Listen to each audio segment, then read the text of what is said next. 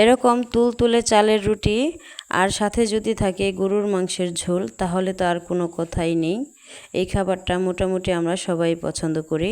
আসসালামু আলাইকুম বন্ধুরা, কেমন আছেন আপনারা সবাই? আশা করি অনেক ভালো আছেন। আল্লাহর রহমতে আমিও অনেক ভালো আছি। তো আজকে আমি আপনাদের সাথে শেয়ার করব কিভাবে চালের রুটি বানাতে হয়।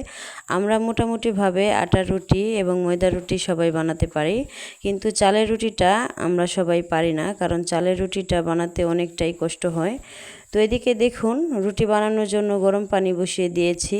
এখানে সামান্য পরিমাণ লবণ দিয়ে দিয়েছি এবং এখানে একটু সয়াবিন তেল দিয়ে দিব। আর এই আজকের রুটিটা পুরো রুটিটা আটা ছানা থেকে শুরু করে রুটি বেলা আমার শাশুড়ি মা করে দিবে। আর আমার শাশুড়ি মা খুব সুন্দর করে রুটি বানাতে পারে, একদম গোল গোল করে।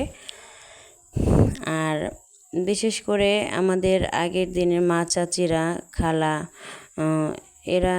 এদের হাতের খাবার দাবার খুবই টেস্ট হয়। আমরা যতই ভালো করে ডিজিটাল যুগে রান্নাবান্না করি না কেন, কিন্তু আমাদের মা চাচি খালা এদের হাতের রান্নাবান্নার কিন্তু টেস্টে অন্যরকম হয়। তো দেখুন, আটাটাকে খুব ভালো করে সিদ্ধ করে নিয়েছি আর চুলার আঁচটা একদমই লো আঁচে রেখেছি। তো আটাটা যদি ভালো করে সিদ্ধ না হয়, রুটিটা খেতে ভালো লাগবে না, নরম হবে না। এজন্য অনেক সময় নিয়ে আটাটাকে সিদ্ধ করে নিতে হবে। তো আটাটা সিদ্ধ করা হয়ে গেছে, এখন নামিয়ে ঠান্ডা করে নিয়ে আমার শাশুড়ি মা ছেনে নিচ্ছে, মানে মুথে নিচ্ছে। আর এই আটাটা অনেক সময় নিয়ে ছেনে নিতে হয়, কারণ এটা একটু শক্ত টাইপের হয়। তো সাথে একটু গরম পানিও নিয়েছে, একটু পরপর গরম পানি দেয় আর একটু করে ছানে। তো এভাবে সুন্দর করে ছেনে এরপরে রুটিটা বানাবে। আর এই রুটিটা খুবই টেস্ট হয়েছিল, একদম নরম তুলতুলে হয়েছিল, কারণ অনেক সময় নিয়ে আটাটাকে ভালো করে মুথে নিয়েছে এজন্য।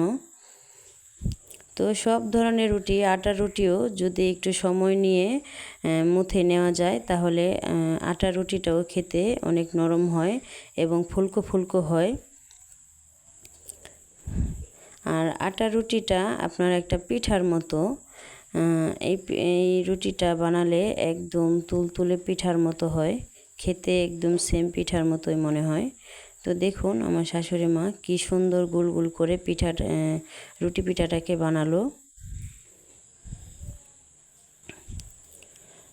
তো আমি পাশে বসে বসে একটু ভিডিও করলাম, আর আমার শাশুড়ি সুন্দর করে সবগুলি রুটি বানিয়ে নিল।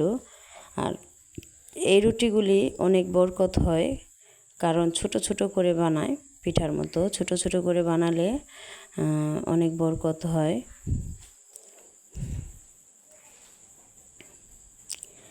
তো আপনারা কে কে এরকম চালের রুটি খেতে পছন্দ করেন, অবশ্যই কমেন্ট করে বলবেন।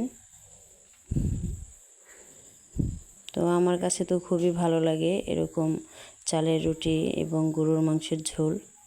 আর এদিকে দেখুন কি সুন্দর রুটিগুলো ফুলকো ফুলকো হয়ে করে ভেজে নিচ্ছে।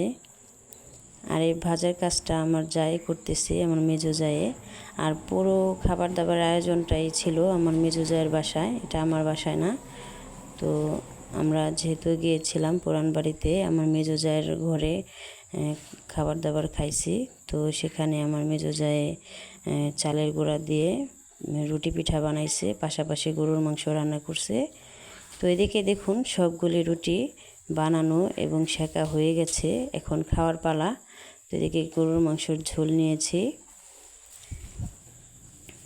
তো রুটি পিঠাটা এবং গরুর মাংসের ঝোলটা খুবই টেস্ট ছিল।